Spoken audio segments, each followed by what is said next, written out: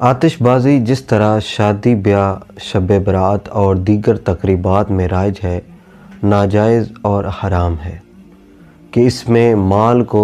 ضائع کرنا ہے، اور رات کے وقت آتش بازی کرنے میں اسراف کے ساتھ ساتھ ایذائے مسلم بھی پائی جا رہی ہے کہ مسلمانوں کے آرام میں خلل واقع ہوتا ہے، اور کسی مسلمان کو بلا وجہ شرعی ایذا دینا بھی حرام ہے۔ اسی طرح آتش بازی کے پروگرام میں شرکت کرنا بھی ناجائز و حرام ہے کہ جس کا کرنا حرام ہو اس کو دیکھنا اور اس پر خوش ہونا بھی حرام ہوتا ہے۔